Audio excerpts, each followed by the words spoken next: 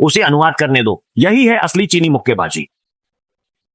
मंगलोंग गुओजियांग the way of the dragon एक martial arts film है जिसे कुंग फू मास्टर ब्रूस ली ने लिखा, निर्देशित और अभिनय किया है। यह हांगकांग फिल्म इतिहास की पहली फिल्म है जिसकी शूटिंग यूरोप में हुई थी। जब यह फिल्म रिलीज हुई तो इसने हलचल मचा दी, खासकर ब्रूस ली और चक नॉरिस के बीच असली लड़ाई का दृश्य, जिसे फिल्म इतिहास में बेजोड़ कुंग फू मुकाबले के रूप में सराहा गया।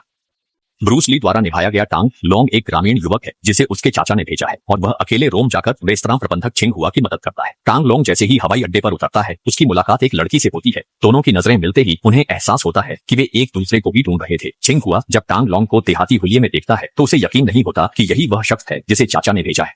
मैं तुम्हारी सीधी मदद करूंगा। तुम मेरी सीधी मदद करोगे?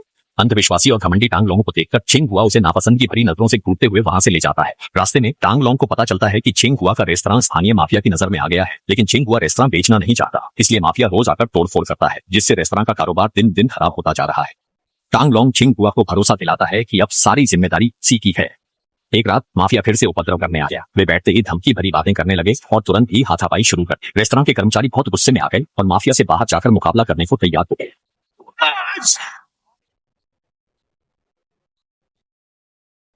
जब सुना कि विदेशी लोग चीनी कुंग फू का मजाक उड़ा रहे हैं तो वह आगे बढ़कर बोला, उसे अनुवाद करने दो, यही है असली चीनी मुक्केबाजी।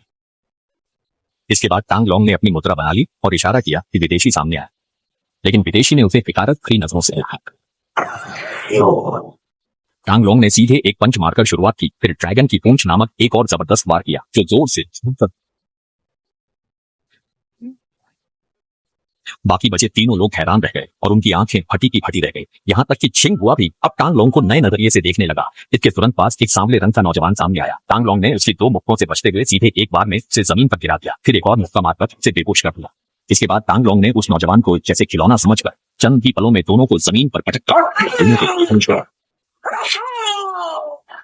टांग लोंग की इसी जबरदस्त फुर्ती देखकर साथी लोग दौड़कर उसकी मदद करने आ गए। अब छिंग हुआ के दिल में भी टांग लोंग के लिए प्यार जागने लगा। हकीकत यह है कि जब पुरुष मजबूत होता है तभी वह लड़कियों का दिल जीत सकता है। हमें लगा था कि अब गैंगस्टर दोबारा परेशान नहीं कर, लेकिन जैसे ही टांग लोंग और छिंग हुआ अपने कमरे में लौटे उन्होंने देखा कि एक काले कपड़ों वाला आदमी बंदूक ताने खड़ा।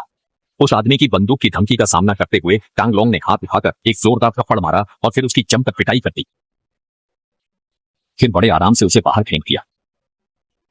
गैंग के सरगना ने जब अपने आदमी को बुरी तरह पिटा हुआ देखा तो वह गुस्से से तिलमिला उठा और तुरंत फैसला किया कि चाहे जो भी करना पड़े वह रेस्टोरेंट को अपने कब्जे में लेकर रहेगा। नरम मिजाज आदमी की सलाह पर गैंग का सरगना अपने हथियारबंद आदमियों के साथ रेस्टोरेंट को घेरता है और खास तौर पर टांग लोंग से बदला मांगता है। हथियारबंद गैंग का सामना करते हुए बाकी कर्मचारी गुस्से में हैं, लेकिन कुछ नहीं कहते और दोनों हाथ ऊपर उठाकर आत्मसमर्पण कर देते हैं। जब टांग लोंग वापस रेस्टोरेंट पहुंचता है तो गैंग के सामने चाहे उसकी मार्शल आर्ट्स कितनी भी अच्छी हो उसे भी आत्मसमर्पण करना पड़ता है। गुंडे बंदूक की नोक पर उससे तुरंत रोम छोड़ने को कहते हैं। टांग लोंग झूठ मूठ हामी भरता है और जैसे ही गुंडों को बाहर ले जाता है वह अचानक हमला करता है और कमजोर जगह पर वार करता है। इसके